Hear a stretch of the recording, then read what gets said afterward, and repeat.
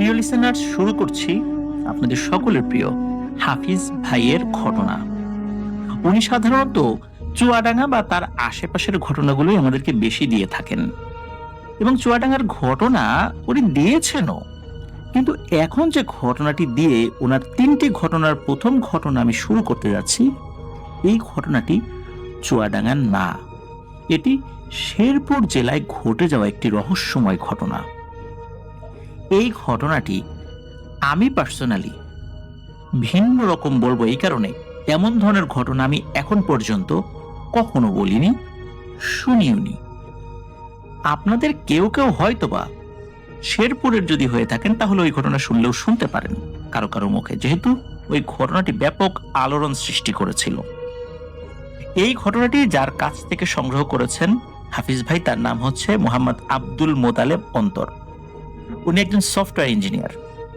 বর্তমানে উনি একটি আইটি কোম্পানিতে কর্মরত রয়েছেন। উনি মূলত একজন ট্রেইনার।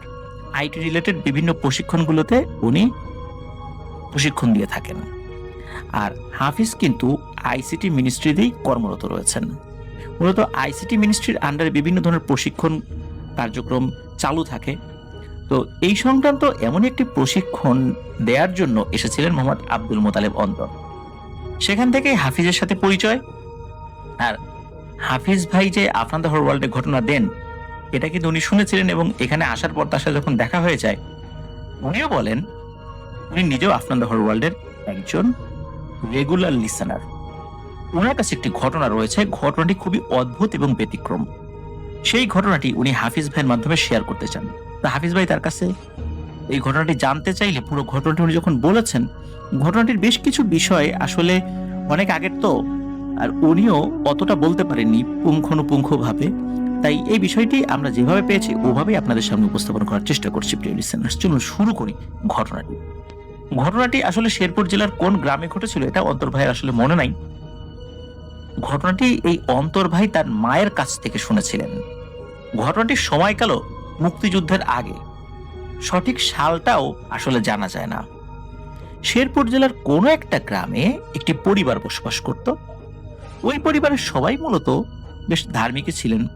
ওই পরিবারে 2 ভাই ছিলেন। একজনের নাম হাসান, যার বয়স 14 কি 15 বছর হবে, আর ছোট ভাই যে তার নাম হচ্ছে হুসাইন, তার বয়স 8 কি 9 বছর হবে। এদের বাড়ির পাশে একটা বিশাল আম বাগান ছিল। হাসান এবং হুসাইন এবং প্রতিবেশী যারা আছে, প্রতিবেশীদের বাড়িতে যে বাচ্চারা আছে, ওই বাচ্চারাও ওই আম বাগানের ভেতর আমের সিজনে আম কুড়াতে যেত। ঘটনাটি যখন ঘটে তখন কিন্তু আমের সিজন ছিল, বলতে ওই সময় আম কাঁচা ছিল, তখনও পাক ধরেনি।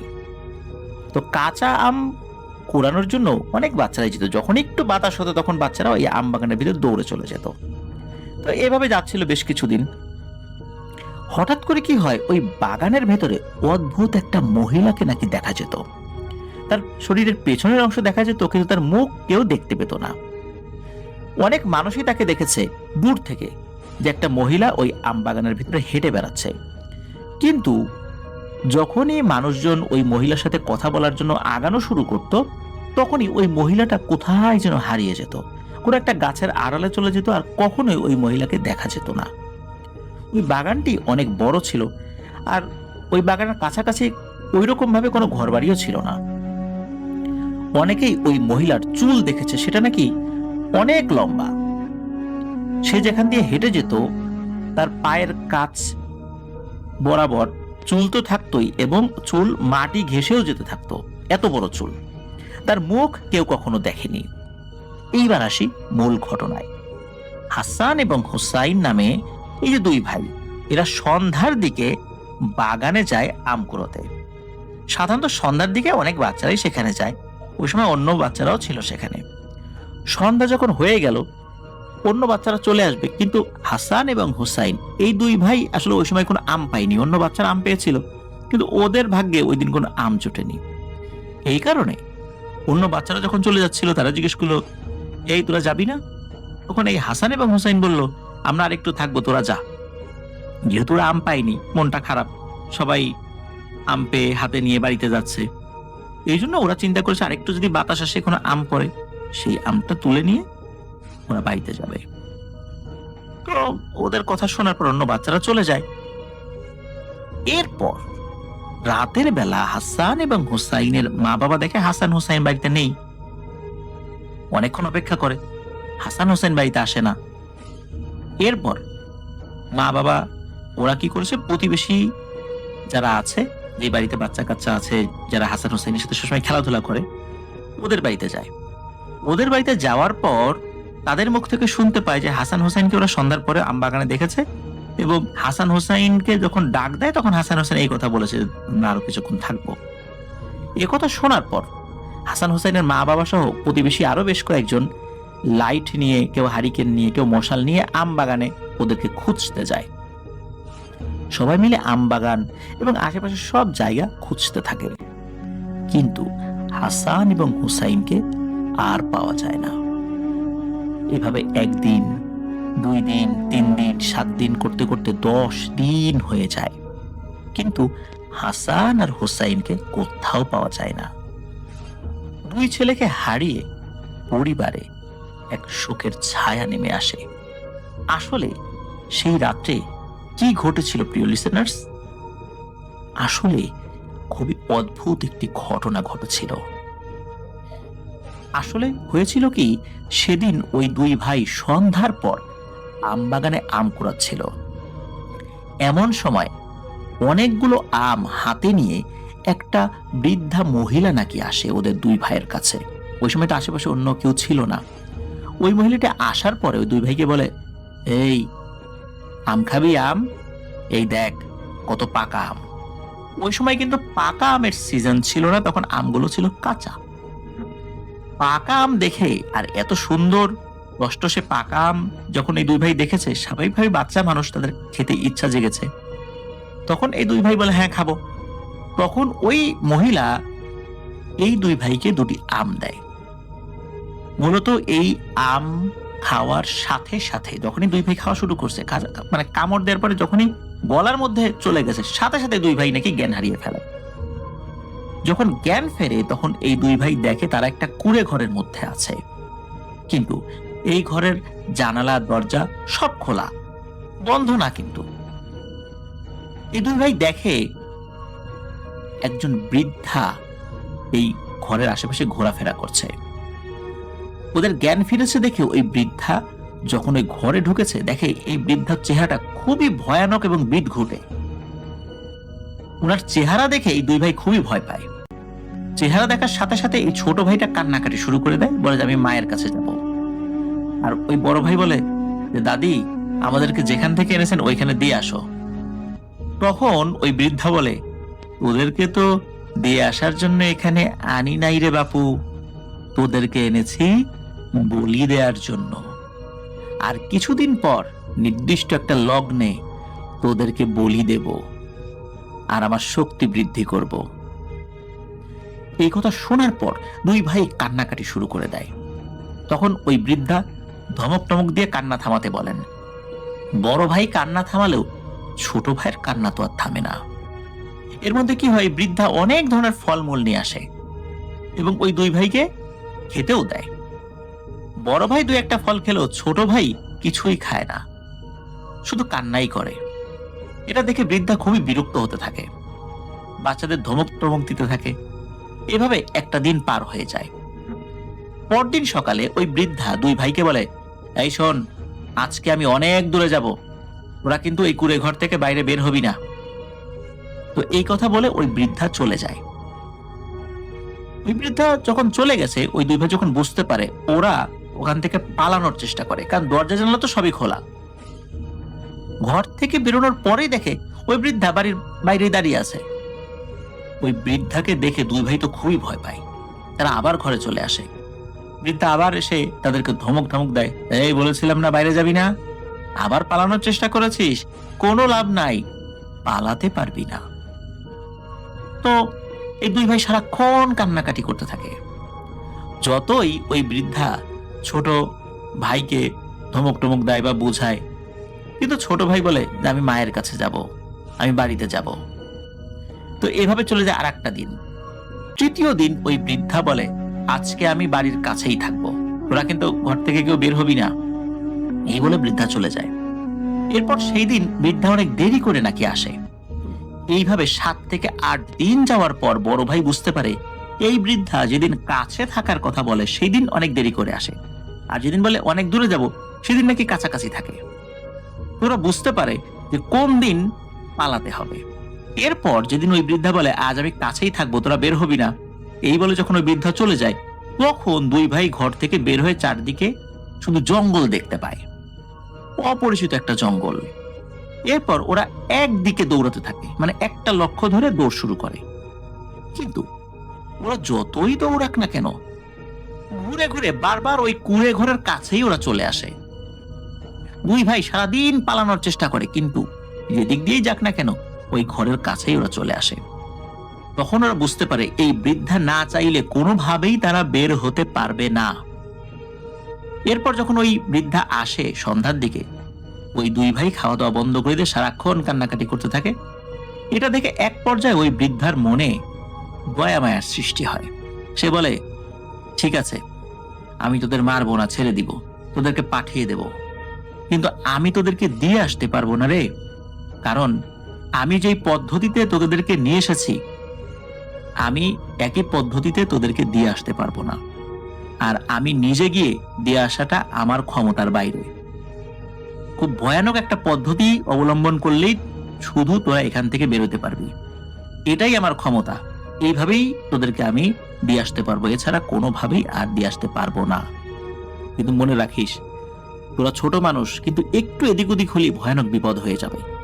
তখন ওই বড় ভাই বলে, কিভাবে যাব আমাকে একটু বলে দেন, আমি বিষয়টা খেয়াল রাখবো।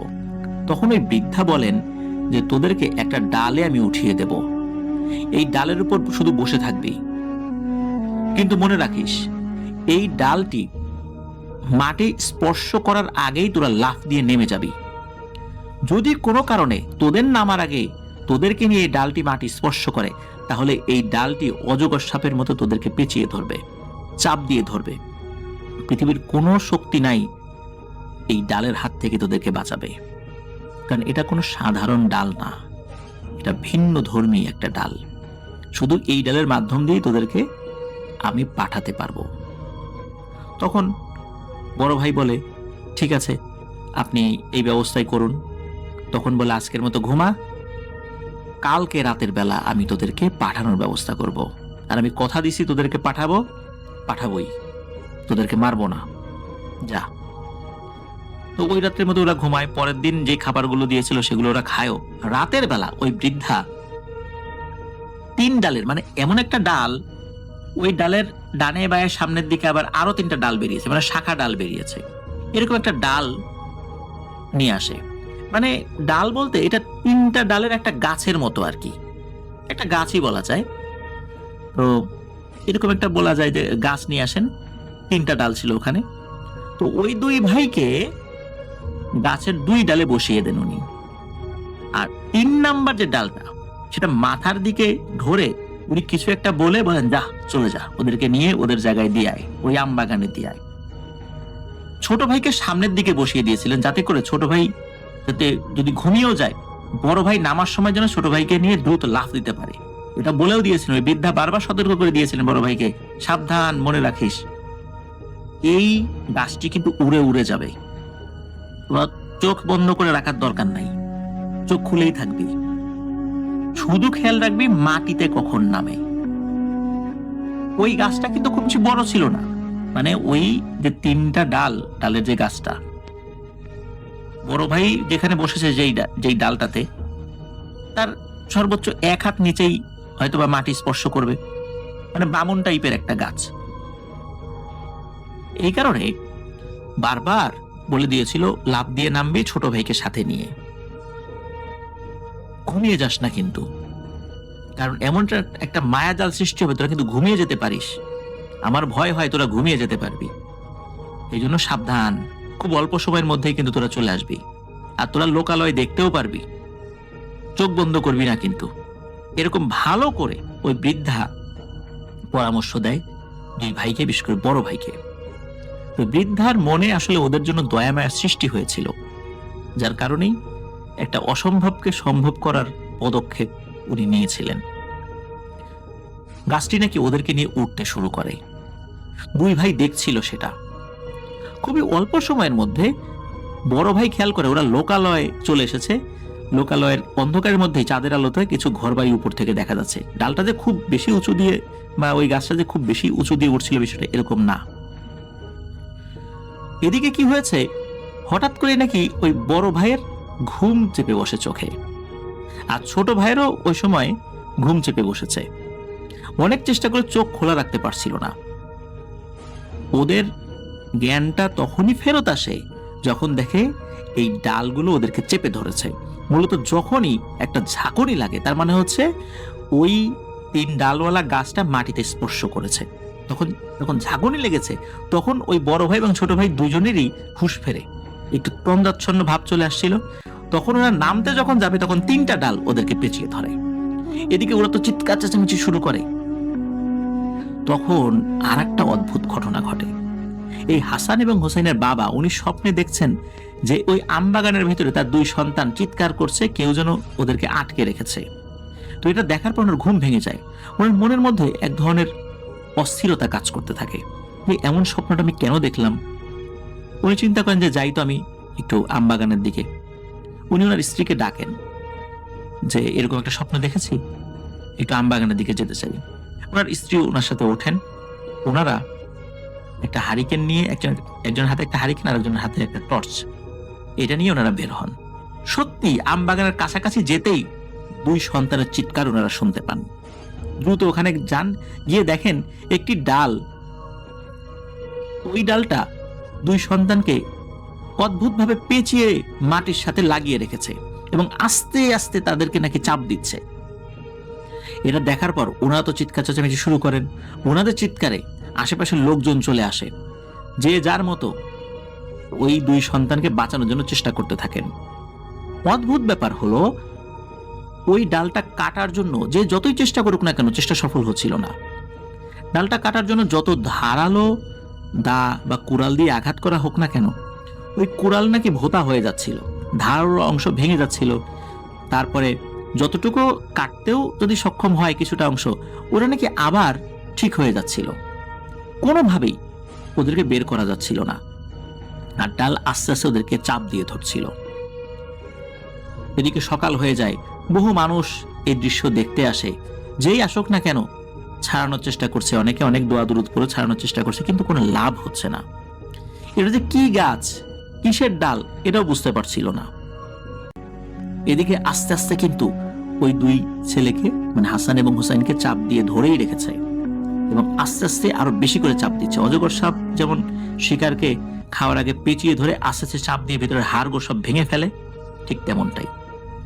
এদিকে ওই 2 বাচ্চা ওখানে আটকে আছে, কান্নাকাটি করছে। 2 বাচ্চার মা বাবাও তাদের সন্তানদের পাশে থাকারই সিদ্ধান্ত নেন। ওখানেই খাওয়া দাওয়া করছে তারা, ওইটার ভিতরেই ক্ষুধা লাগছে, আবার ওখানেই তাদের জরুরত সারছে, মা বাবা সেটা পরিষ্কার পরিচ্ছন্ন করছেন। আর আস্তে আস্তে চাপ কিন্তু বেড়ে যায়। একটা পর্যায়ে 2 ভাইয়ের ওখানে মৃত্যু হয়। চোখের সামনে 2 ভাইয়ের মৃত্যু মা বাবা দেখেছে। 2 ভাইয়ের মৃত্যু হওয়ার পর ওদের লাশটা তো ছেড়ে দেবে, ওই মায়াবী ডাল না, তাও হয়নি।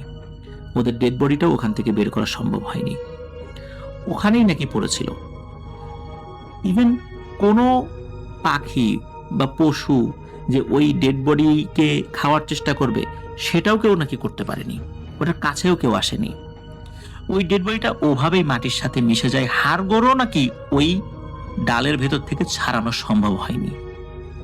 আস্তে আস্তে একটা সময় ওই ডালটা মাটির সাথে মিশে যেতে থাকে, মাটির নিচে চলে যেতে থাকে, ওভাবেই শুকিয়ে যেতে থাকে। একটা সময় নাকি ওই গাছ থেকে একটা গাছ হয়েছিল। 2010 সালের দিকে এক ঝড়ে ওই গাছটি উপড়ে যায়, ওখানেই শুকিয়ে গাছটি মাটির সাথেও মিশে যায়। এটি একটি অদ্ভুত সত্য ঘটনা। কোন গ্রামে ঘটেছিল এটা জানাতে পারেননি। যদি ওই এলাকার কেউ ওই গ্রামের নাম জেনে থাকেন তাহলে কিন্তু আমাদের কমেন্ট সেকশনে জানাতে পারেন প্রিয় লিসেনার্স। সত্যি অদ্ভুত এক ঘটনা। ঘটনাটি কতটুকু ভয়ের আমি বলতে পারবো না। এই ঘটনাটি হয়তোবা কিছু মানুষ আরো ভালো করে জানলেও জানতে পারেন, আমার জানা নাই। আমি জানি না এরকম একটা অদ্ভুত ঘটনা অন্য কোনো জায়গায় প্রচারিত হয়েছে কিনা, হলেও হতে পারে যে ঘটনা অনেক মানুষ জানে। যদি অনেক মানুষের কোনো ঘটনা জানা থাকে সেটা বিভিন্ন জায়গায় প্রচারিত হলেও হতে পারে। কিন্তু প্রিয় লিসেনার্স, এমন ঘটনা আপনারা আগে কখনো শুনেছেন কি? আমি প্রথম শুনলাম, হয়তো আপনারা আগে শুনলেও শুনতে পারেন, কিন্তু আমার বলা এই টাইপের ঘটনা এটাই প্রথম, আমি এটা বলতে পারি। ধন্যবাদ অন্তর ভাইকে, খুবই হৃদয়স্পর্শী একটি ঘটনা আমাদেরকে দিয়েছেন। আশা করছি আপনার কাছ থেকে আরো ঘটনা পাবো। আমার নাম তাজউদ্দিন আহমেদ, আমি থাকি ভোলায়। বলতে খুবই ভালো লাগছে যে আমি আপনার একজন নিয়মিত শ্রোতা। নিয়মিত বলতে এখন পর্যন্ত একটা এপিসোডও মিস করিনি। আপনার ঘটনাগুলো আমার খুব ভালো লাগে। যাই হোক ইমরান ভাই, আজ আমি আপনাকে যে ঘটনাটি লিখে পাঠাচ্ছি সেটাই ঘটেছিল আমার দাদার সাথে। আমি আমার দাদার কাছ থেকে শুনেছিলাম। আল্লাহর অশেষ রহমতে তিনি এখনো জীবিত আছেন। আমার দাদার নাম মোবারক মিয়া। আমি আপনাকে আমার দাদার ভাষ্যমতে ঘটনাটা লিখে পাঠাচ্ছি। বলছেন মোবারক মিয়া, আমার জীবনের সেই দিনগুলোর কথা মনে পড়লে আজও শরীরের রক্ত হিম হয়ে আসে। তখন আমার বয়স 15 কি 16 হবে। রক্তে তখন তারুণ্যের জোর, মনে অদম্য সাহস। গ্রামের ধুলোমাখা পথে তখন স্মার্টফোনের অস্তিত্ব ছিল না। বাটন ফোনও হাতে গোনা দু একজন বিত্তবান মানুষের কাছে দেখা যেত। আর আমাদের মতো সাধারণ পরিবারে ফোনের কথা চিন্তাও করা যেত না। যোগাযোগ ব্যবস্থা ছিল ধীর, কিন্তু মানুষের সম্পর্কগুলো ছিল গভীর। তবে সেই গভীর অন্ধকারের আড়ালে যে কি ভয়ঙ্কর খারাপ জিনিস লুকিয়ে থাকতে পারে তা আমার জানা ছিল না। দিনটা ছিল মাঘ মাসের হাড় কাঁপানো শীতের। গ্রামের শীত মানে অন্যরকম এক নিস্তব্ধতা। সূর্য ডুবতে না ডুবতেই কুয়াশার চাদরে চারিদিক ঢেকে যায়। আমি তখন বন্ধুদের সাথে ক্রিকেট খেলে মাঠ থেকে ফিরছিলাম। খেলা শেষ করতে করতে সেদিন একটু বেশি দেরি হয়ে গিয়েছিল। মাগরিবের আজান শেষ হয়েছে বেশ কিছুক্ষণ আগে। শীতের দিন বলে সন্ধ্যা নামতে না নামতেই চারিদিকে ঘুটঘুটে অন্ধকার নেমে এসেছে। গ্রামের মেঠো পথ ধরে আমি একাই হাঁটছিলাম। আমার বন্ধুরা রফিক, সাজু আর মন্টু, ওদের বাড়ি আমার বাড়ির চেয়ে কাছে। ওরা একে একে যার যার বাড়ির রাস্তায় মোড় নিয়ে চলে গেল। আমি যখন আমাদের পাড়ার কাছাকাছি পৌঁছালাম তখন আমি সম্পূর্ণ একা। রাস্তার দুপাশে ঘন ঝোপঝাড় আর বাঁশবাগান। শীতের শুকনো বাতাস বাঁশঝাড়ে লেগে এক অদ্ভুত শীষ দিচ্ছিল। সেই শব্দে বুকের ভেতরটা কেঁপে ওঠার কথা, কিন্তু আমি ছিলাম সাহসী। ছোটবেলা থেকে আব্বা বলতেন, ডরাইবে না, আল্লাহ ভরসা। তাই অন্ধকারকে আমি খুব একটা তোয়াক্কা করতাম না।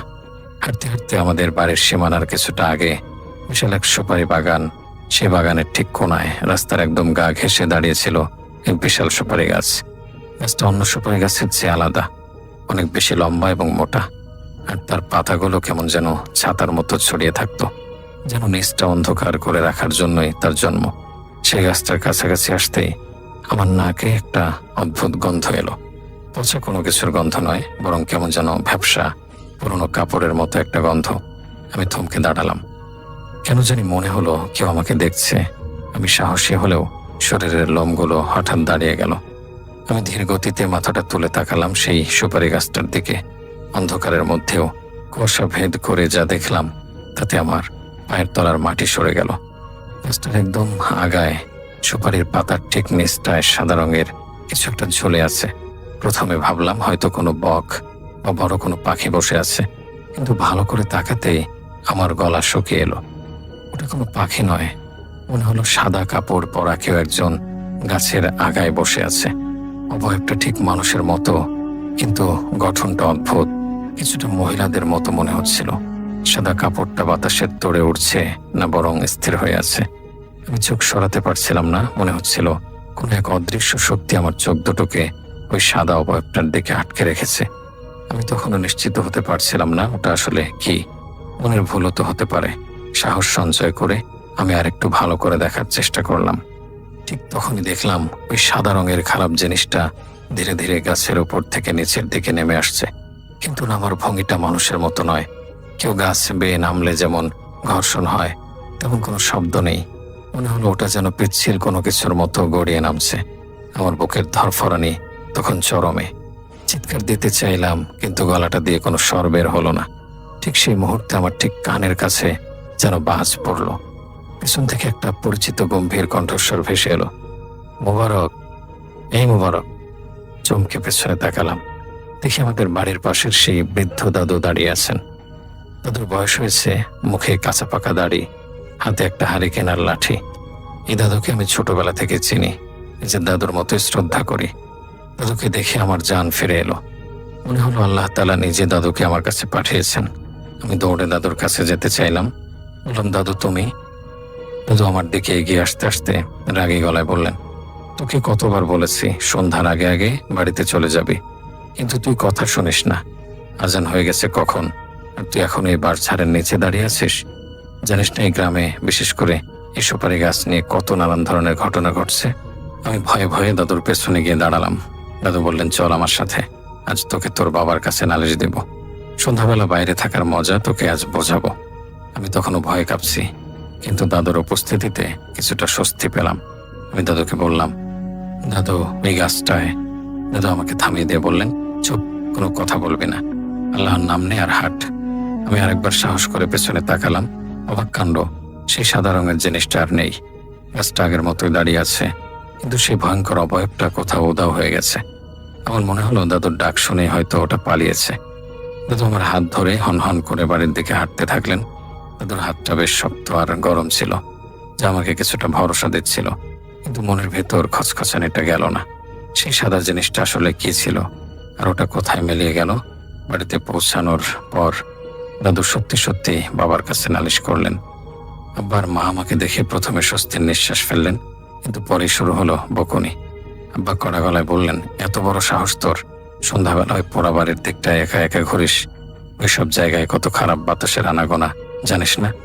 দাদু বললেন, শোন বাবা, ছেলেকে শাসনে রাখিস, জামানো ভালো না। আর ওই সুপারি গাছটার দিকটা তো ভালো না, মুরব্বীরা সবসময় মানা করতো ওই দিকে যেতে।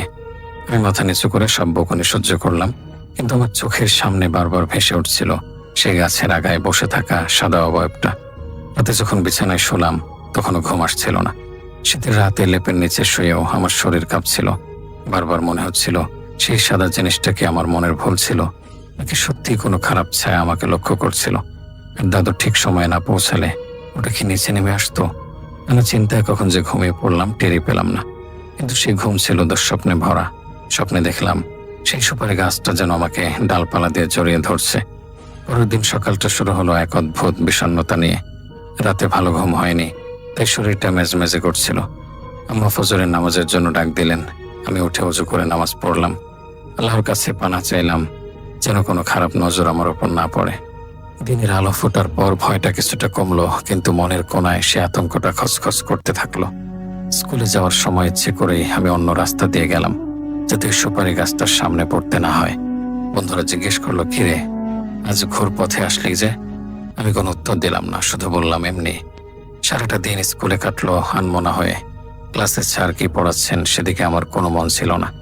বারবার মনে হচ্ছিল সন্ধ্যা হলেই বুঝি আবার সেই পরীক্ষা শুরু হবে। স্কুল ছুটি হলো বিকেলে।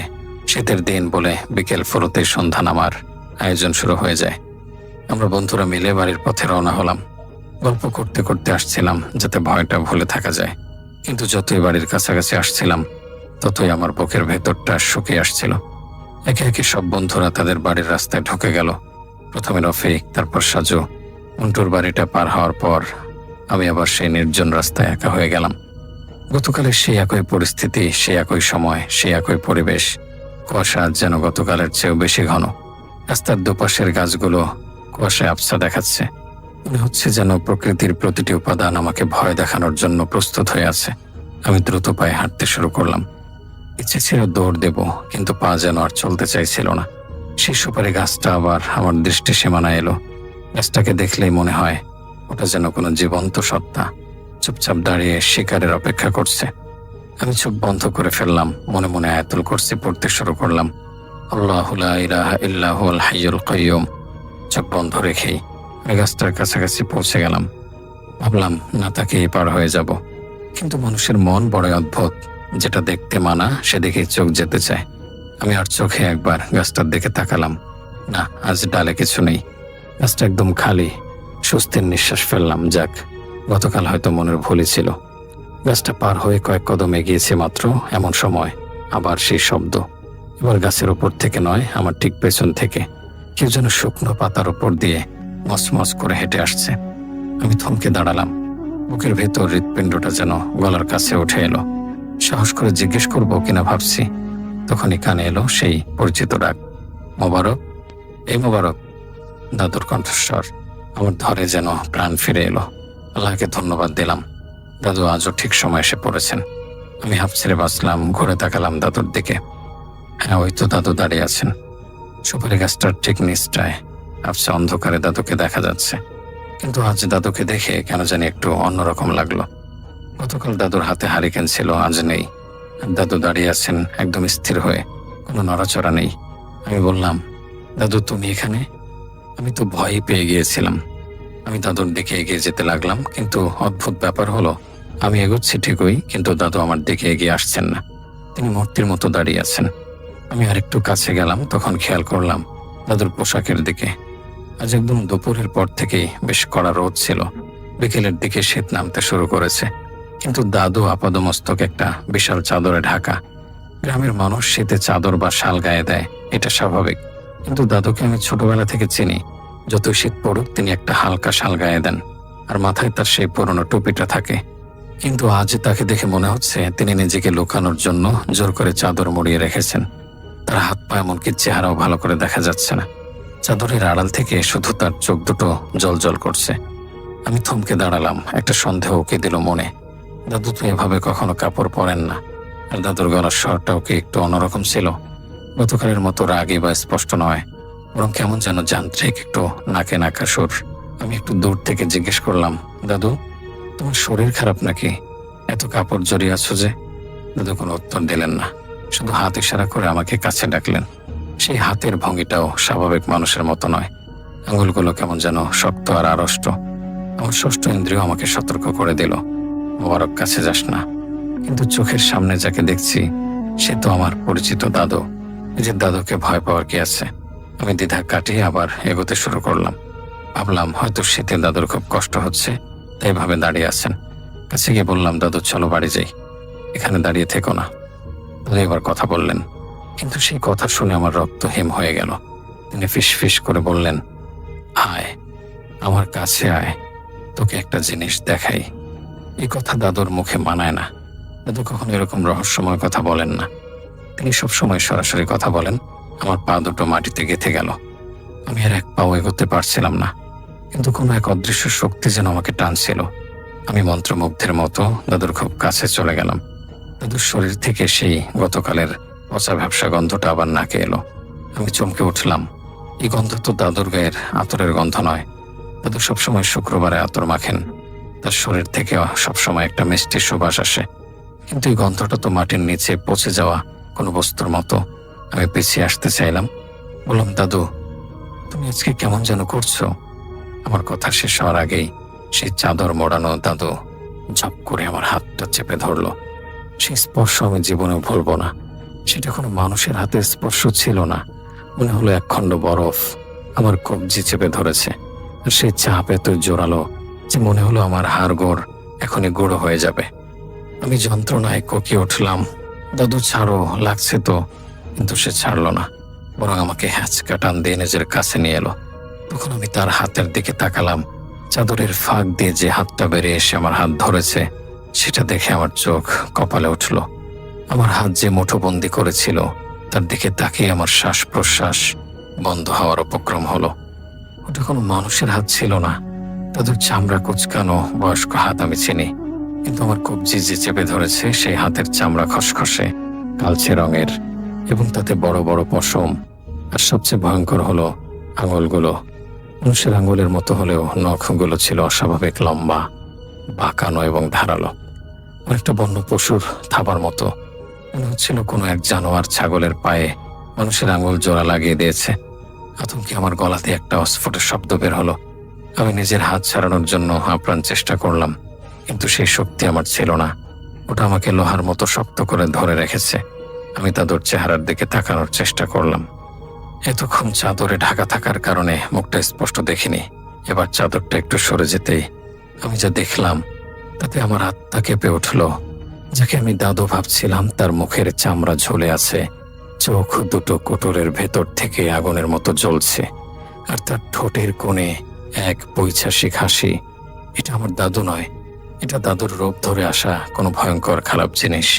আমি চিৎকার করে উঠতে চাইলাম, বাঁচাও, কে আছো, বাঁচাও, কিন্তু আমার গলা দিয়ে কোনো শব্দ বের হলো না। মনে হলো কেউ যেন আমার কণ্ঠনালী চেপে ধরেছে। সেই ছায়ামূর্তি তখন ফিসফিস করে বলল, বাড়ি যাবি না? আয়, তোকে তোর আসল বাড়িতে নিয়ে যাই। তার গলার স্বর এবার আমার দাদুর মতো ছিল না। সেটা ছিল এক গভীর, কর্কশ এবং গোমট আওয়াজ, যেন পাতাল থেকে উঠে আসছে। আমি বুঝতে পারলাম আমি এক মরণ ফাঁদে পা দিয়েছি। আমার শরীর অবশ হয়ে আসছিল, কিন্তু বাঁচার তাগিদ মানুষকে অসাধ্য সাধন করতে শেখায়। আমি আমার সর্বশক্তি দিয়ে হাতটা মোচড় দিলাম। ঠিক সেই মুহূর্তে আমার নজর পড়ল নিচের দিকে। ধ্বস্তাধস্তির সময় তার পায়ের ওপর থেকে চাদরটা সরে গিয়েছিল। আমি যা দেখলাম তা কোনো সুস্থ মস্তিষ্কের মানুষ কল্পনাও করতে পারবে না। যাকে আমি মানুষ ভেবেছিলাম, তার পা দুটো মানুষের নয়। সেখানে কোনো পাতা নেই, কোনো আঙ্গুল নেই। তার বদলে রয়েছে দুটো কালো লমস ছাগলের পা এবং খুর। উল্টো দিকে বাঁকানো সেই পাগুলো মাটিতে গেঁথে আছে। গ্রামের মুরব্বীদের কাছে শুনেছিলাম, জিন বা খারাপ জিনিস মানুষের রূপ ধরতে পারে, কিন্তু তারা তাদের পা লুকাতে পারে না। তাদের পা সবসময় উল্টো থাকে বা পশুর মতো হয়। আজ নিজের চোখে সেই সত্য দেখে আমার মস্তিষ্কের সব স্নায়ু যেন একসাথে ছিঁড়ে গেল। ইয়া আল্লাহ, ইয়া আল্লাহ, আমি মনে মনে চিৎকার করতে লাগলাম। সেই ভয়ঙ্কর সত্তাটা আমার ভীতি দেখে যেন আরো আনন্দ পাচ্ছিল। সে তার পশুর মতো হাত দিয়ে আমাকে মাটির দিকে টেনে নামাতে চাইছিল। তার মুখ থেকে লাল লালা ঝরছিল। আমি আর সহ্য করতে পারলাম না। ভয়ের এক চূড়ান্ত পর্যায়ে পৌঁছে মানুষ যখন আর কোনো উপায় না দেখে, তখন সে জ্ঞান হারায়। আমার চোখের সামনে সবকিছু ঝাপসা হয়ে আসতে লাগলো। সুপারি গাছ, অন্ধকার রাস্তা, কুয়াশা, সবকিছু একাকার হয়ে ঘুরতে শুরু করলো। মনে হলো পৃথিবীটা পায়ের নিচ থেকে সরে যাচ্ছে। সে ভয়ঙ্কর মুখটা আমার দিকে এগিয়ে আসছে, আমাকে গ্রাস করার জন্য। আমার কানে শেষ যে শব্দটা এলো, সেটা ছিল সেই সত্তাটার এক বিকট অট্টহাসি, যা সুপারি গাছের পাতায় পাতায় প্রতিধ্বনিত হচ্ছিল। তারপর আর কিছু মনে নেই। আমি লুটিয়ে পড়লাম সেই ধুলোমাখা রাস্তায়। জ্ঞান হারানোর আগ মুহূর্তে শুধু এটুকুই মনে ছিল, আজ হয়তো আমি আর বাড়ি ফিরতে পারবো না। কতক্ষণ এভাবে পড়েছিলাম জানি না। যখন আমার চেতনা ফিরল, তখন অনুভব করলাম আমার চোখে মুখে পানির ছিটা লাগছে। চোখের পাতাগুলো ভীষণ ভারী মনে হচ্ছিল। পিটপিট করে চোখ মেলতেই দেখলাম উজ্জ্বল আলো। আমি কি মারা গেছি? এটা কি পরকাল? কিন্তু না, কানে এলো পরিচিত কণ্ঠস্বর, মোবারক, বাবা মোবারক, চোখ খোলো। এটা তো আম্মার গলা। আমি পুরো চোখ মেললাম। দেখলাম আমি আমার বাড়ির উঠোনে শুয়ে আছি। আমাকে ঘিরে দাঁড়িয়ে আছেন আব্বা, আম্মা, চাচারা এবং গ্রামের আরো কয়েকজন মানুষ। সবার চোখে মুখে চরম আতঙ্ক আর উদ্বেগ। আম্মা আমার মাথা কোলে নিয়ে কাঁদছেন আর মাথায় পানি ঢালছেন। আমি উঠতে চেষ্টা করলাম, কিন্তু শরীরে বিন্দুমাত্র শক্তি নেই। আব্বা আমাকে ধরে বসালেন, বললেন, ভয় নেই বাবা, তুই বাড়িতে আছিস, আমরা সবাই আছি। আমার মস্তিষ্কে তখনও সেই ভয়ঙ্কর স্মৃতি তাজা। আমি এদিক ওদিক তাকালাম। হঠাৎ আমার চোখ আটকে গেল এক কোণায়। সেখানে একটা চেয়ারে বসে আছেন দাদু। সেই দাদু যাকে আমি কিছুক্ষণ আগে ওই সুপারির গাছের নিচে দেখেছিলাম। ভয়ে আমি চিৎকার করে উঠলাম, ওকে সরাও, ওকে আমার কাছে আসতে দিও না। ও দাদু না, ও খারাপ জিনিস। আমি আম্মাকে ঝাপটে ধরলাম। থরথর করে কাঁপছিলাম আমি। সবাই অবাক হয়ে দাদুর দিকে তাকালো। দাদু চেয়ার থেকে উঠে আমার কাছে এলেন, তার চোখে পানি। তিনি খুব শান্ত নরম কণ্ঠে বললেন, ভয় পাস না দাদু ভাই, আমি তোর আসল দাদু। ওটা আমি ছিলাম না, আমি তো তখন বাজারে ছিলাম। দাদুর গলার স্বর শুনে, তার চোখের চাউনি দেখে আমি বুঝলাম ইনি আমার আসল দাদু। সেই মমতা, সেই ভালোবাসা তার চোখে। তার গায়ে কোনো চাদর নেই, শুধু সেই পরিচিত শাল আর টুপি। আর তার শরীর থেকে সেই পচা গন্ধটাও আসছে না, বরং পরিচিত আতরের ঘ্রাণ। আমি ডুকরে কেঁদে উঠলাম। বললাম, দাদু, ওটা কে ছিল? ও আমাকে মেরে ফেলতে চেয়েছিল। দাদু আমার মাথায় হাত বুলিয়ে দিতে দিতে বললেন, শান্ত হ, আল্লাহ তোকে বাঁচিয়েছেন। ওটা নিশ্চয়ই কোনো শয়তান বা খারাপ বাতাস ছিল, যা তোকে ভয় দেখানোর চেষ্টা করেছে। তারপর দাদু আসল ঘটনাটা খুলে বললেন। তিনি জানালেন, সকালে তিনি গ্রামের হাটে গিয়েছিলেন কিছু কেনাকাটা করতে।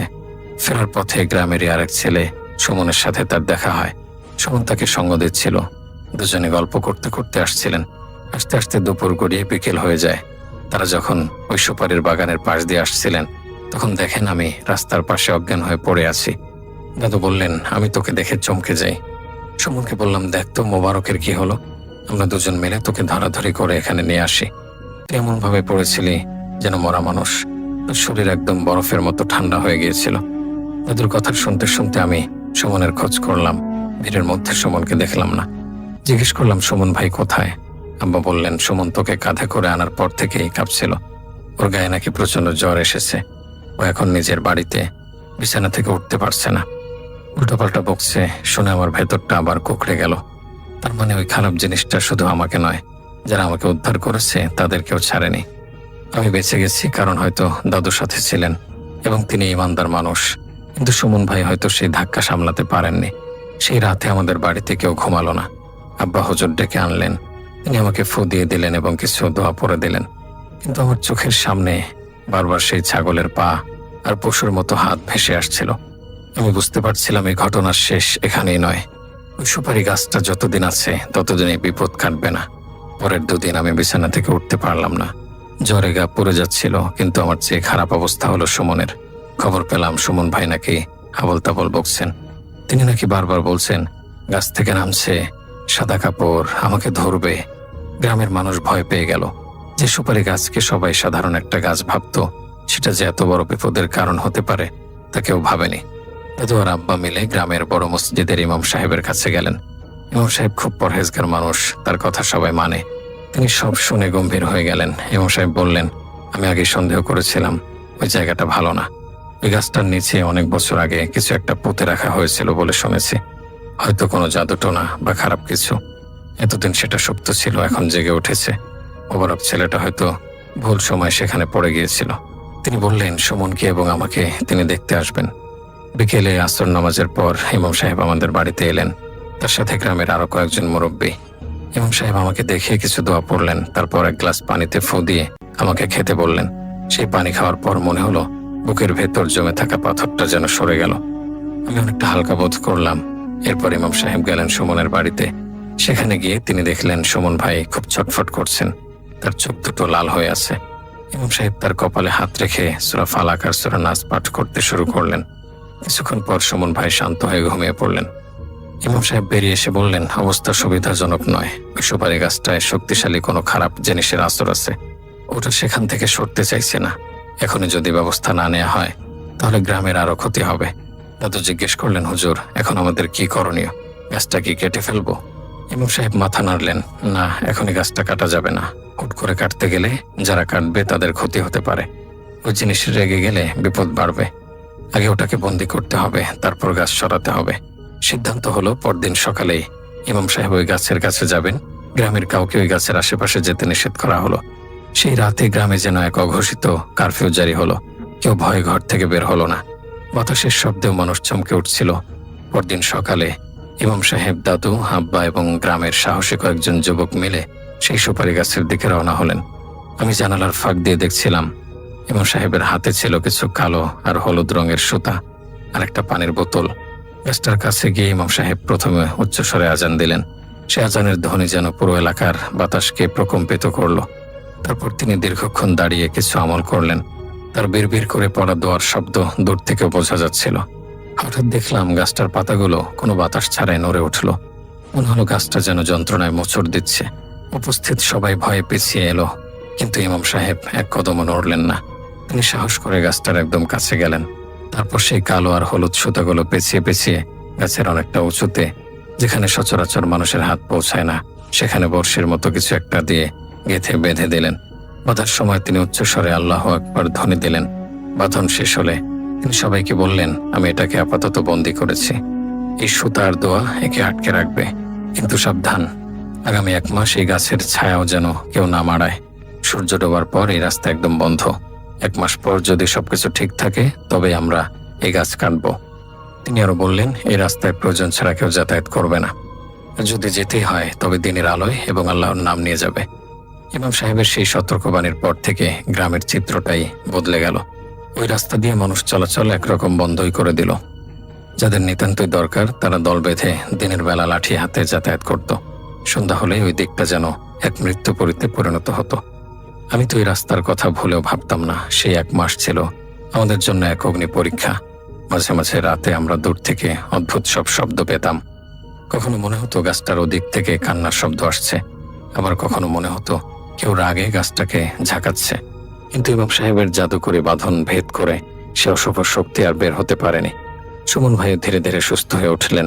আমার জ্বর সেরে গেল, কিন্তু মনের ভয়টা কাটতে সময় লাগছিল। দেখতে দেখতে 1 মাস কেটে গেল। ইমাম সাহেব নির্ধারিত দিনে আবার এলেন। দিনটা ছিল শুক্রবার। জুমার নামাজের পর গ্রামের সব পুরুষ মানুষ জড়ো হলো সেই সুপারি বাগানের সামনে। সবার হাতে কুড়াল, করাত আর দা, সবার চোখে মুখে এক যুদ্ধের প্রস্তুতি। ইমাম সাহেব প্রথমে গাছটার কাছে গেলেন।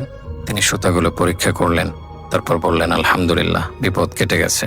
ওটার শক্তি এখন দুর্বল, আজ এটাকে সমূলে উৎপাটন করতে হবে। তিনি গ্রামের সবচেয়ে সাহসী 5 জন যুবককে ডাকলেন, তাদের গায়ে দম করা পানি ছিটিয়ে দিলেন এবং বললেন, বিসমিল্লাহ বলে কোপ দাও, ভয় পাবে না, আল্লাহ সাথে আছেন। প্রথম কোপটা যখন গাছে পড়ল তখন এক অদ্ভুত শব্দ হলো। মনে হলো যেন কোনো জীবন্ত প্রাণীর গায়ে আঘাত করা হয়েছে। গাছটা থেকে কোনো কষ বা রস বের হলো না, বরং বের হলো কালচে লাল রঙের এক ধরনের তরল, যা দেখতে রক্তের মতো। দেখে সবার গা শিউরে উঠল। কিন্তু ইমাম সাহেব ধমক দিয়ে বললেন, থামবে না, কাটো। যুবকেরা সমানে কোপাতে লাগলো। একটার পর একটা আঘাতে গাছটা দুর্বল হয়ে পড়তে লাগলো।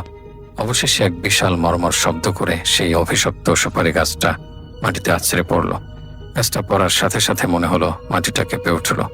আর আশ্চর্যজনকভাবে গাছটা পড়ার পরপরই আকাশ থেকে এক ঝলক রোদ এসে ঠিক ওই জায়গাটাতে পড়ল যেখানে এতদিন ছায়ার অন্ধকার জমে থাকত। ইমাম সাহেব নির্দেশ দিলেন, গাছটার কোনো অংশ, এমনকি একটা পাতাও রাখা যাবে না। এখনই এখানেই আগুন ধরিয়ে সব পুড়িয়ে ফেলতে হবে। সাথে সাথে শুকনো কাঠ আর কেরোসিন জোগাড় করা হলো। গাছটার টুকরো টুকরো অংশে আগুন ধরিয়ে দেয়া হলো। দাউ দাউ করে আগুন জ্বলে উঠল। আগুনের ধোঁয়ায় এক উৎকট গন্ধ বের হলো, সেই পচা গন্ধটা যা আমি সেই রাতে পেয়েছিলাম। কিন্তু আগুনের লেলিহান শিখা সব পুড়িয়ে ছাই করে দিল। আগুন যখন নিভে এলো তখন সন্ধ্যা ঘনিয়ে এসেছে, কিন্তু আজকের সন্ধ্যাটা অন্যরকম। আজ আর সেই ভয়াল অনুভূতি নেই। বাতাসটা অনেক হালকা মনে হচ্ছে।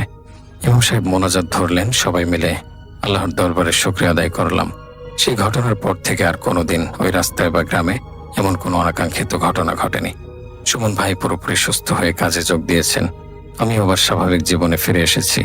কিন্তু সেই সুপারি গাছের জায়গাটা এখনো খালি পড়ে আছে, ঘাসও জন্মায়নি সেখানে। ওটা যেন এক নীরব সাক্ষী হয়ে আছে সে ভয়ঙ্কর দিনগুলোর।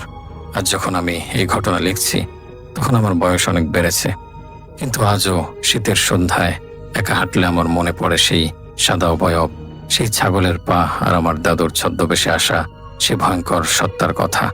আর মনে পড়ে আল্লাহর অশেষ রহমত আর ইমাম সাহেবের সেই সাহসী পদক্ষেপের কথা, যার কারণে আজ আমি বেঁচে আছি এবং এই গল্পটি তোমাদের শোনাতে পারছি। পৃথিবীতে এমন অনেক কিছুই আছে যা আমাদের যুক্তি দিয়ে ব্যাখ্যা করা যায় না। কিছু অন্ধকার আছে যা আলোর আড়ালেই ওত পেতে থাকে। তাই মুরব্বীরা যখন বলেন সাবধানে চলিস, তখন সেটা হেলাফেলা করতে নেই, কারণ আমরা যা দেখি না তা যে নেই এমনটা ভাবা বোকামি। প্রিয় শ্রোতা বন্ধুরা, এই ছিল আমাদের আজকের শেষ ঘটনা। ঘটনাটি অত্যন্ত লোমহর্ষক ও ভয়ঙ্কর ছিল। আপনাদের কাছে ঘটনাটি কেমন লাগলো তা অবশ্যই এখনই কমেন্টে লিখে ফেলুন। তো আজকে যে ঘটনাটি শেয়ার করতে যাচ্ছি সেই ঘটনাটি আসলে ওনাদের কালীগ্রামে একটি ঘটনা। ঘটনাটি কোনো একজনের সাথে ঘটে যাওয়া কোনো ঘটনা নয়, ঘটনাটি একটি গ্রামকে কেন্দ্র করে ঘটনা। তো যাকে নিয়ে ঘটনাটি ঘটেছিল তার নাম হচ্ছে আনোয়ারা বেগম। সবাই তাকে গ্রামের বুড়ি দাদি বলে ডাকতো। তো মূল ঘটনায় আসা যাক। তখন সময় 1998 সাল। আপনারা অনেকেই জানেন যে 1998 সালে বাংলাদেশে খুব ব্যাপক পরিমাণে বন্যা হয়েছিল। বাংলাদেশের অনেক জায়গাতে এরকম বন্যার পানি সেই সময় এসেছিল। তো ওনাদের গ্রামটি যেহেতু পদ্মা নদীর পাশের একটি গ্রাম, তখন ওনাদের গ্রামটি অনেক নিচু ছিল এবং সৌরক্ষা বাঁধ যেটা ছিল সেটা তখন ছিল না। তো বন্যার পানি ওনাদের গ্রামে ঢুকে পড়ে। ওনাদের গ্রামে সে সময় একটি বাড়িও নাই যে এখানে পানি ঢুকেনি। তো যাই হোক, মূল ঘটনায় চলে যাই। যে বুড়ি দাদি ছিলেন, উনি বুড়ি দাদির ব্যাপারে বলতে গেলে যেটা বলতে হয় সেটা হচ্ছে উনি বিধবা ছিলেন। ওনার অনেক আগে হাজবেন্ড মারা গিয়েছিল এবং ওনার কোনো ছেলে মেয়ে ছিল না, এবং ওনার বয়স ছিল 98 সালের দিকে 60-65 মতন। তো তিনি খাবারের চাহিদা মেটানোর জন্য বিভিন্ন এলাকায় ঘুরতেন, অনেকের কাছে ভিক্ষা চাইতেন এবং দিন শেষে যা পেতেন সেটা নিয়ে বাজারে যেতেন। এবং ওনার বাসার পাশে ছিল একটি বড় আম গাছ। সেই আম গাছের অনেক বড় বিশাল একটা বাগান, আম বাগান। তো সেই বাগানে কিছু অংশ এখনও আছে। তো সেই বুড়ি দাদি সেই বাগান থেকে লাকড়ি সংগ্রহ করতেন এবং রাত্রেবেলা রান্না করতেন। তো ওনার জীবনের ঘটনাটা ছিল প্রায় সেমই টাইপের। উনি সকালবেলা যেতেন, ভিক্ষা করতেন এবং যেটা পেতেন সেটা দিয়ে সন্ধ্যার পরে বাজারে যেতেন এবং রাতেবেলা রান্না করতেন। এভাবেই চলতো তার জীবন। তো 1998 সালের বন্যায় খুব বাজে অবস্থা হয় তাদের গ্রামে। তো সেই বুড়ি দাদির বাসে ঘরেও পানি ওঠে। তো সেই বুড়ি দাদি ঘর থেকে সেই সময় বেরোতে পারতেন না। গ্রামের মানুষজন বা পৌরসভার পক্ষ থেকে কোনো সাহায্য আসলে তিনি খেতেন, না হলে খেতেন না। এভাবে প্রায় অনেক দিন কেটে যায়। তো বুড়ি দাদি ঘর থেকে বের হয় না। তো একসময় অনেকে মিলে ওনার বাসায় যায়, দেখে যে ঘরের ভিতরে কেউ নেই। কিন্তু ওনার বাড়ি একটু নিচু হওয়ার কারণে ওনার ঘরে খুব বাজেভাবে পানি ঢুকেছিল এবং অন্যান্য বাসার চাইতে ওনার বাসার অবস্থা খুব বেশি খারাপ ছিল। তো যাই হোক, সবাই যখন ওনার বাসায় যায় ওনাকে না পেয়ে মনে করে যে হয়তো বুড়ি দাদি খাবারের জন্য অন্য কোথাও চলে গেছে। বিষয়টিকে সবাই স্বাভাবিকভাবেই নেয়, কিন্তু আসলে বুড়ি দাদি অনেকদিন খাবার না খেয়ে থাকার কারণে অনেক দুর্বল হয়ে যায়। উনি ঘর থেকে একসময় বেরোতে না পাওয়ার কারণে একসময় উনি ঘরের মধ্যেই মারা যায়, কিন্তু এটা গ্রামের কেউই জানতো না। তো এভাবে অনেক সময় কেটে যায়, একটা সময় বন্যার পানিও শুকিয়ে যায়। তো অনেক দিন তো এভাবে অনেক সময় পার হয়ে যায়। তো ওনাদের গ্রামে একজন পাগল ছিল, ওনাকে সবাই পাগল বলতো, ওনার নাম ছিল ঝুরু পাগল। তো সেই পাগল একসময় বলা শুরু করলেন যে উনি নাকি অন্য দাদিকে দেখেছেন এবং ওনার সাথে নাকি মাঝে মাঝে দেখা হয়। ওই দাদি নাকি বলেছেন যে এই গ্রামের কাউকে বাঁচতে দিব না, কাউকে শান্তিতে থাকতে দিব না। সবাই পাগলাই মনে করে কথাটাকে উড়িয়ে দিতেন। তো যাই হোক, ওনাদের গ্রামে তখন একটা ঘটনা ঘটা শুরু হয়, খুব রেয়ার, মানে খুব কমন একটা ঘটনা। সেটা হচ্ছে যেই প্রেগনেন্ট হয় তার বাচ্চাই নষ্ট হয়ে যেত, কোনো না কোনোভাবে সে বাচ্চা নষ্ট হয়ে যেত। তো একজনের ঘটনা শেয়ার করি। সেটা হচ্ছে ওনাদের গ্রামে কোনো একটা মহিলার একটা সময় প্রেগনেন্ট হয়। তো উনি রাত্রেবেলায় ওয়াশরুমে যাওয়ার জন্য ঘর থেকে বের হয়। তো ওয়াশরুমে যাওয়ার পরে উনি খেয়াল করে যে আশেপাশে প্রচুর শব্দ, অনেক শোরগোল হচ্ছে। তো হঠাৎ করে আবার থেমেও গেল। তো উনি ওয়াশরুম থেকে বাইরে বের হওয়ার পরে উনি, অন্ধকার ছিল রাত্রেবেলায়, তো উনি সে প্রেগনেন্ট মহিলাটা খেয়াল করে যে হাঁটার একটা শব্দ, মানে শুকনা পাতার উপরে কেউ হাঁটলে যেরকম শব্দ এরকম শব্দ। এবং একটু পরে উনি খেয়াল করেন যে দূর থেকে একটা বয়স্ক মহিলা তার দিকে এগিয়ে আসছে। এবং উনি দেখতে পান যে, কাছে আসার পর দেখতে পারেন যে 2 মাস আগে যে মহিলাটিকে ওনাদের গ্রামে পাওয়া যাচ্ছিল না বা মরে গেছে বলে অনেকে ধারণা করেছিল, সেই মহিলাটি, সেই বুড়ি দাদি ওনাকে বলেন যে আমার খুব ক্ষুধা লাগছে, তোর বাচ্চাটাকে খাবো, অনেকদিন কিছু খাই না। এই ঘটনা ঘটার পরে সেই মানে অন্তঃসত্ত্বা মহিলা যিনি ছিলেন উনি অজ্ঞান হয়ে পড়ে যান।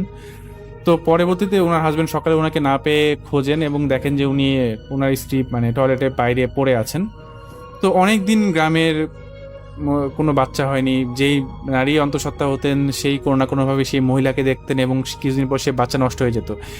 এটা একজনের সাথে ঘটলে স্বাভাবিক ঘটনা ছিল, এটা একজনের সাথে ঘটতো না, গ্রামের প্রায় সব মানুষের সাথে সেম ঘটনা ঘটতো। যখনই কেউ অন্তঃসত্ত্বা হতো সেই বুড়ি মহিলাকে দেখতো এবং তার বাচ্চাটা কোনো না কোনোভাবে নষ্ট হয়ে যেত। তো গ্রামের মানুষজন ঠিক করে যে এটা একটা সমাধান করতে হবে। তো তারা একজন কবিরাজের কাছে যান। তো কবিরাজকে ওনারা নিয়ে আসেন ওনাদের গ্রামে। তো কবিরাজ বলেন যে আপনাদের গ্রামে একটা খারাপ জিনের নজর পড়ছে, তো আপনাদের গ্রামটিকে আমি বন্ধ করে দিব। তো কবিরাজ তার পন্থায় যে বিভিন্নভাবে সে গ্রামটিকে বন্ধ করে দেয়। এরপরে প্রায় 2 বছর কি 2.5 বছরের মতো সময়ে কোনো সমস্যা হয়নি, সবকিছু ঠিকই ছিল। ঠিক 2-2.5 বছর পর 1998 সালের, তো একটা সময়ে ওনার যাদের মানে ওই 2 বছরের মধ্যে যাদের বাচ্চা জন্ম নিয়েছিল তার মধ্যে সেই বাচ্চাগুলোর সাথে অস্বাভাবিক ঘটনা ঘটা শুরু হতে থাকে। যিনি ঘটনা শেয়ার করেছিলেন ওনার চাচির একটা মেয়ে সন্তান হয় ওই সময়। তো ওনাদের পরিবারে অনেকদিন পরে বাচ্চা পেয়ে সবাই খুশি। তো একদিন ওনার চাচি দুপুরবেলায় ওনার রান্নাঘরে রান্না করছেন এবং ওনার বাচ্চাকে ওনার রুমে শুয়ে রেখে এসেছেন। তো উনি যখন রান্না করছেন তখন উনি খেয়াল করেন যে ওনার রুমে মনে হয় কেউ গেল, মানে একটা শব্দ পেলেন উনি গেট খোলার। তো কিছুক্ষণ পরে উনি শুনেন যে ওনার বাচ্চা প্রচন্ড কাঁদছে। তো ওনার বাচ্চা খুব ভয়াবহভাবে কাঁদছিল। তখন উনি কাজ ফেলে ওনার রুমে গেলেন, দেখলেন যে বাচ্চার পেটের অংশটা রক্তাক্ত এবং খুব বাজেভাবে ব্লিডিং হচ্ছে এবং একটা মানে প্রচুর রক্ত পড়ছে এবং একটা সময় ওনার বাচ্চাটা মারা যায়। এরপর থেকে ওনাদের অবস্থা খুব খারাপ হয়ে যায়, কারণ ওনাদের পরিবারে অনেকদিন পরে একটা বাচ্চা আসে, সেও মারা যায়। এভাবে গ্রামের প্রায় কয়েকটি বাচ্চার নির্মম মৃত্যু হলো এবং শেষে যে বাচ্চাটি মারা যায় সে সম্পর্কে যে ঘটনায় বলেছেন তার সম্পর্কে ওনার চাচা হন। তো ঘটনার দিন উনি বাইরে থেকে ঘরে ঢুকে দেখেন যে ওনার বাচ্চা যে ঘরে শুয়ে আছেন সেই ঘরে একটা বুড়ি মহিলা ওনার বাচ্চার মধ্যে পেটের মধ্যে কেমন জানি হাত দিচ্ছেন। তো ঘটনা দেখার পরে সেই চাচা অনেক জোরে চিৎকার করেন এবং আশেপাশে মানুষজন জড়ো হয়ে যান, কিন্তু এবং আশেপাশে মানুষজন সব কিছু খুলে বলেন। ওনার বাচ্চাটিও এভাবে মারা যায়। তো যাই হোক, গ্রামের চেয়ারম্যান সহ সবাই মিলে একটি মিটিং করেন যে সেই মহিলাটাকে ধরতে হবে বা যেভাবে হোক এই সমস্যার সমাধান করতে হবে। তো সেই গ্রামের চেয়ারম্যান যিনি ছিলেন উনি 10-12-15 জনের একটি দল গঠন করেন, যারা যুবক ছিল এবং সেই সময়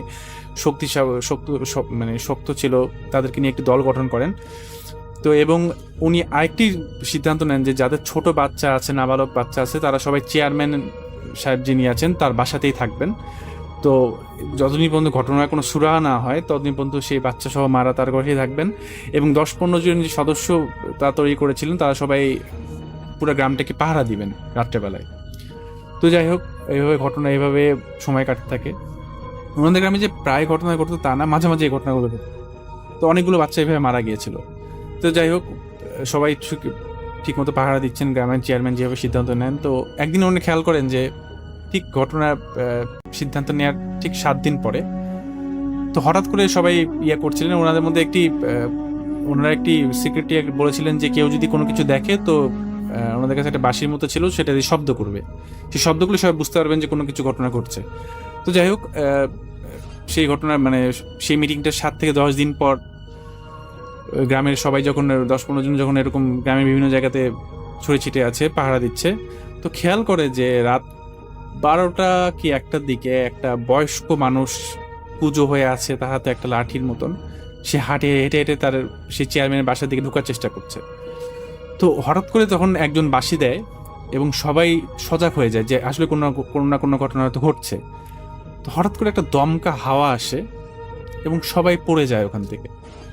এবং বুড়ি মহিলাটা সেই ঘরে ঢোকার পরে যে ঘরে বাচ্চা ছিল, বাচ্চা সহ মা শুয়েছিল, সে কোনো একটা বাচ্চার দিকে যখন যাবে এমন সময় যে মহিলাটি ঘুম ভেঙে যায় এবং চিৎকার করে ওঠেন। গ্রামের সবাই যেহেতু বড় একটা রুমের মধ্যে ছিল, সবাই উঠে পড়েন এবং সবাই দেখেন যে একটা বয়স্ক মহিলার মতন কেমন জানি মিলিয়ে গেল।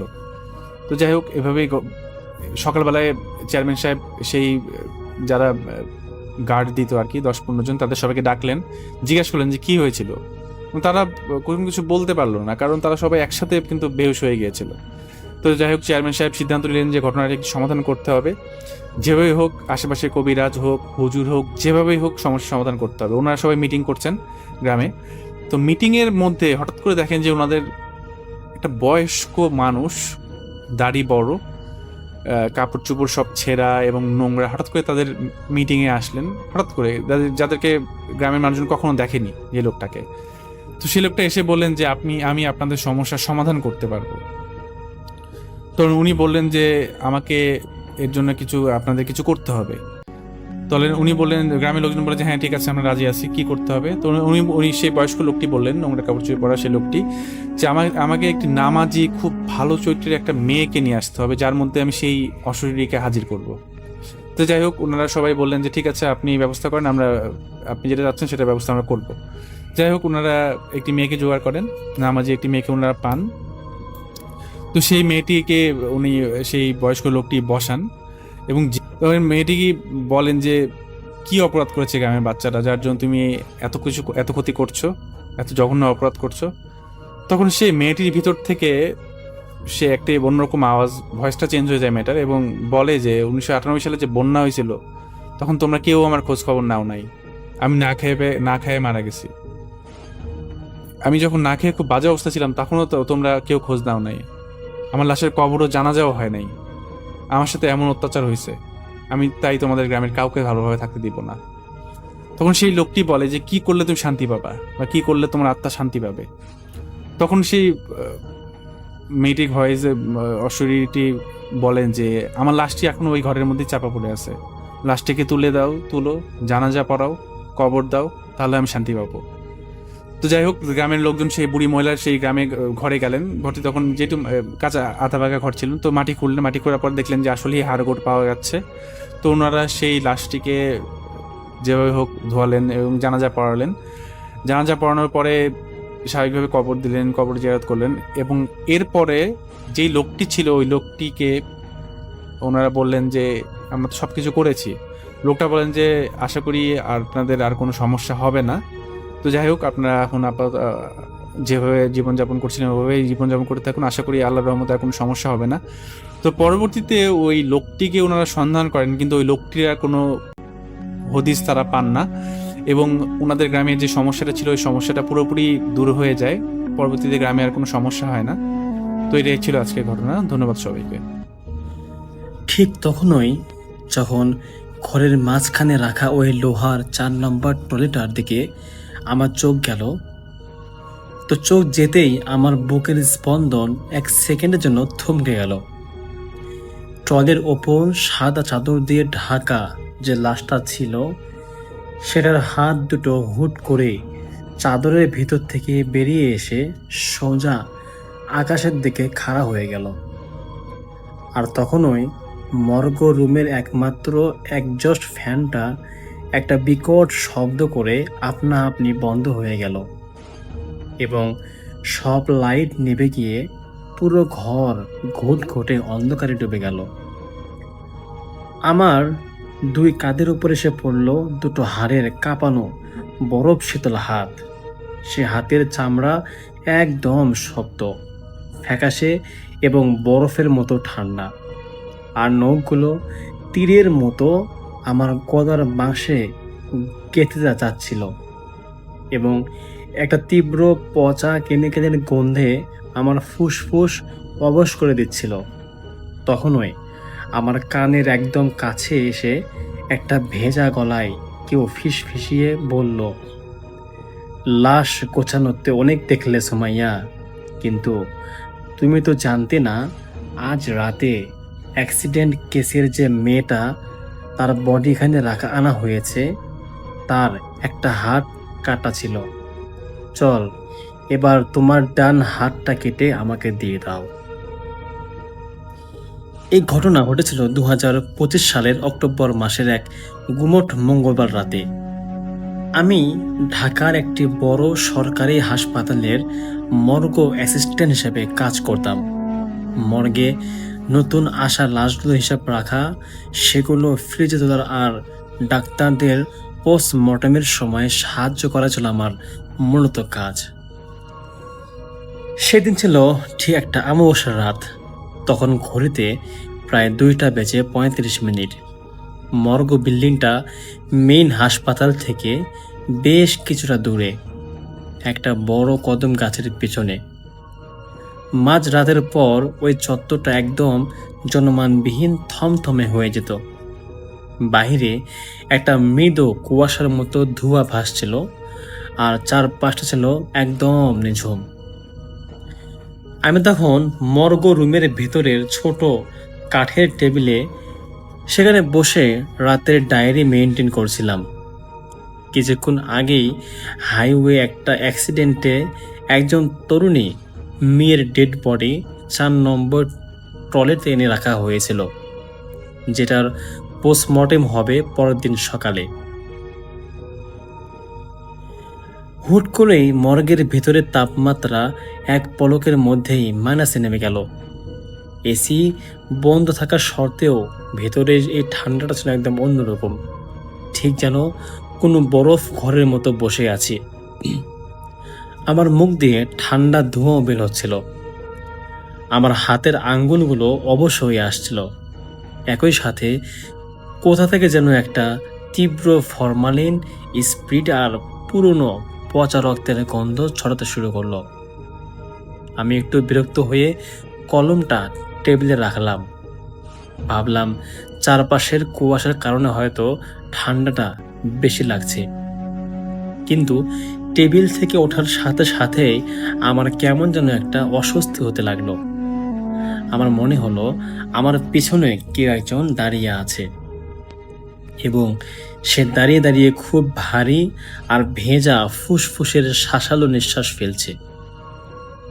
আমিও ঝট করে পিছনে ফিরলাম, কিন্তু ঘরের ভারী লোহার দরজাটা ভেতর থেকে লক করা ছিল। সেখানে আমি ছাড়া কেউ নেই। নিজেকে সান্ত্বনা দিলাম যে হয়তো একটানা কাজ করার ফলে আমার হ্যালুসিনেশন হচ্ছে। আমি আবার ঘরের মাঝখানে থাকা 4 নম্বর ট্রলিটার দিকে তাকালাম, আর ঠিক তখনই আমার চোখের সামনে ভেসে উঠল এক হাড়হিম করার দৃশ্য, যা আমি একদম গল্পের শুরুতেই বলেছিলাম। চাদর ভেদ করে মরা হাত দুটো সোজা আকাশের দিকে খাড়া হয়ে গেল, আর সাথে সাথেই মর্গ রুমের লাইটটা নিভে গিয়ে পুরো ঘর অন্ধকার হয়ে গেল। আমার কাঁধের ওপর চেপে বসলো সেই ফরমালিনের গন্ধে ভরা বরফ শীতল দুটো হাত। অন্ধকারের মধ্যে আমার কানের কাছে সেই চিরা গলাটা আবারও ফিসফিসিয়ে উঠল, চল, এবার তোমার ডান হাতটা কেটে আমাকে দিয়ে দাও। ভয়ে আমার মুখ দিয়ে কোনো চিৎকার বের হচ্ছিল না। আমার মনে হচ্ছিল অদৃশ্য কোনো এক শক্তি আমার বুকটা চেপে ধরেছে। আমার দমও আটকে আসছিল। ওনার লম্বা শক্ত নখগুলো আমার গলার চামড়া ভেদ করে ভেতরে ঢুকে পড়ছিল। আমি বুঝতে পারছিলাম আর কয়েক সেকেন্ড এভাবে থাকলে আমার দম ফুলে যাবে এবং আমি এই মর্গেই লাশ হয়ে পড়ে থাকবো। তো ডেটসের ঠিক আগে মুহূর্তে আমি আমার সমস্ত মানসিক শক্তি এক করে চোখ বন্ধ করে মনে মনে জোর গলায় বলতে লাগলাম, আল্লাহু আকবার। এবং আল্লাহর নামটা মনে মনে শেষ করার সঙ্গে সঙ্গেই পিছনের সেই বরফ শীতল হাতের খামচা ধরেটা বাঁধনটা এক টানায় ঝটকা হয়ে গেল। একটা তীক্ষ্ণ অমানসিক কান ফাটানো চিৎকার করে পুরো মর্গের স্টিলের টেবিলগুলো যেন কেঁপে উঠল, আর এক সেকেন্ডের মধ্যে ঘরের লাইট আবার স্বাভাবিকভাবে জ্বলে উঠল। আমিও ছিটকে মেঝেতে পড়ে গেলাম। তাকিয়ে দেখলাম 4 নম্বর টলের ওপর থাকা সেই মেয়ে লাশের দুটো হাত আবার আগের মতোই চাদরের নিচে সোজা হয়ে শুয়ে আছে, কিন্তু ওনার চাদরের ডান পাশটা কুচকুচে কালো রঙের রক্ত সম্পূর্ণ ভেজে দিয়েছে। আমি আর এক মুহূর্ত সেখানে দাঁড়িয়ে না থেকে ওভাবেই মর্গ খোলা রেখে দৌড়ে বাইরে গিয়ে মেন গেটের দিকে ছুটে আসি। সকাল হওয়া পর্যন্ত ওখানেই বসে কাঁপছিলাম। পরদিন সকালে যখন সিনিয়র ডাক্তার এসে সিসিটিভি ফুটেজ চেক করেন, তারা ফ্যাকাশা হয়ে যান। ফুটেজে দেখা যায় রাত 2:35 4 নম্বর ট্রলির চাদরটা নিজে নিজেই শূন্যে ভেসে উঠছিল এবং আমি মেঝেতে পড়ে ছটফট করছিলাম, কিন্তু আমার পেছনে কোনো মানুষ বা অবয়ব ক্যামেরায় ধরা পড়েনি। পরে জানা যায় যে একটা মেয়ে 1 বছর আগে এই অক্টোবর মাসেই চোরদের কবলে পড়ে ডান হাত হারিয়ে মারা গিয়েছিল, যার লাশটাও এই মর্গে আনা হয়েছিল। আজ ওনার সেই নির্মম মৃত্যুর ঠিক 1 বছর পূর্ণ হলো। আমারও 1 বছর হয়ে গেছে আমি ওই মর্গের চাকরি চিরতরে ছেড়ে দিয়েছি, কিন্তু আজও গভীর রাতে যখন আমি কোনো ঠান্ডা স্টিলের টলি বা সাদা চাদর দেখি, আমার বুকটা কেঁপে ওঠে। মনে হয় এই পথিক অন্ধকার থেকে সেই ফরমালিনের গন্ধ মাখা হাত দুটো আবারও আমার গলার দিকে গিয়ে আসবে এবং আমাকে বলবে, চল সোমাইয়া, তোকে আমরা এবার নিতে আসছি। তো এই ছিল ভাই আজকের ঘটনা। আশা করছি আপনাদের ভালো লেগেছে। যদি ভালো লাগে আপনারা অবশ্যই লাইক, কমেন্ট, শেয়ার করবেন। দেখা হবে পরবর্তী কোন এপিসোডে। আজকের মতো আল্লাহ হাফিজ।